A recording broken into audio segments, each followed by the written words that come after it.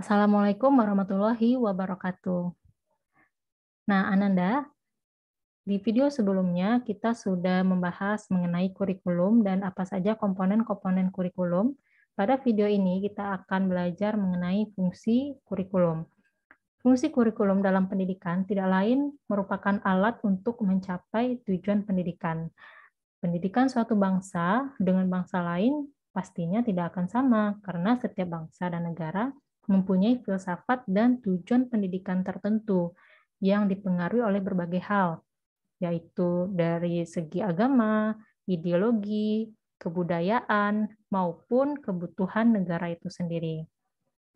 Dengan demikian, di negara kita pun tidak akan sama fungsi kurikulumnya dengan negara-negara yang lain. Nah, di Indonesia, fungsi kurikulum itu ada 3. Yang pertama yaitu, kurikulum merupakan alat untuk mencapai tujuan pendidikan nasional. Kemudian yang kedua, kurikulum merupakan program yang harus dilaksanakan oleh guru dan murid dalam proses belajar mengajar guna mencapai tujuan-tujuan pendidikan. Dan yang terakhir, kurikulum merupakan pedoman bagi guru dan siswa agar pembelajaran dapat terlaksana dengan baik dan benar, sehingga dapat mencapai tujuan pendidikan. Nah, sebenarnya masih banyak fungsi kurikulum lainnya. Ada fungsi kesinambungan, kemudian ada fungsi persiapan tenaga. Fungsi kesinambungan ini maksudnya sekolah pada tingkat atasnya harus mengetahui kurikulum yang dipergunakan pada tingkat yang di bawahnya, sehingga dapat menyesuaikan kurikulum yang diselenggarakan untuk sekolah tersebut. Jadi contohnya begini, kurikulum yang disusun di tingkat sekolah menengah atas itu harus mempertimbangkan kurikulum yang sudah disusun di sekolah menengah pertama gitu ya. Begitu juga kurikulum yang ada di SMP juga harus menyesuaikan dengan kurikulum yang ada di SD. Nah, itu adalah fungsi kesinambungan. Sedangkan fungsi persiapan tenaga, jika sekolah tertentu diberi wewenang mempersiapkan tenaga guru bagi sekolah yang memerlukan tenaga guru tadi, baik mengenai isi, organisasi, maupun cara mengajar, nah kurikulum itu akan berfungsi untuk membantu persiapan tenaga. Contohnya, seperti universitas kita. Universitas Negeri Padang memiliki banyak sekali prodi yang berkaitan dengan pendidikan yang salah satu kelulusannya itu adalah untuk mencetak guru yang bisa mengajar di sekolah. Maka dari itu, kurikulum yang disusun di perguruan tinggi, di UNP, harus menyesuaikan dengan kurikulum yang ada di instansi bawahnya, mulai dari SMA, SMP, dan SD. Nah, itu salah satu dari fungsi kurikulum bagian fungsi persiapan tenaga.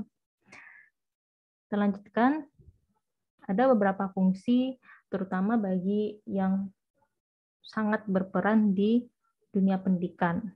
Nah, kita mulai dari guru dulu ya. Jadi guru tidak hanya berfungsi sebagai pelaksana kurikulum, namun juga sebagai pengembangan kurikulum. Artinya guru selain menjadi pelaku kurikulum sebagai seorang pelaksana, juga sebagai pengembang kurikulum. Sedangkan untuk kepala sekolah, kurikulum merupakan barometer atau alat pengukur keberhasilan program pendidikan di sekolah yang dipimpinnya. Kepala sekolah dituntut untuk menguasai dan mengontrol apakah kegiatan proses pendidikan yang dilaksanakan itu berpijak pada kurikulum yang berlaku atau tidak. Nah, untuk pengawas, kurikulum itu berfungsi untuk dijadikan sebagai pedoman, patokan, atau ukuran, dan menetapkan bagaimana yang memerlukan penyempurnaan. Ya, jadi apakah nanti kurikulum itu memerlukan penyempurnaan atau perbaikan, maka fungsi dari pengawas itu adalah menjadikan kurikulum sebagai pedoman. Sedangkan untuk masyarakat, tentu saja melalui kurikulum sekolah yang bersangkutan, masyarakat bisa mengetahui apakah pengetahuan, sikap, dan nilai serta keterampilan yang dibutuhkan oleh masyarakat, oleh dunia kerja gitu ya, relevan atau tidak.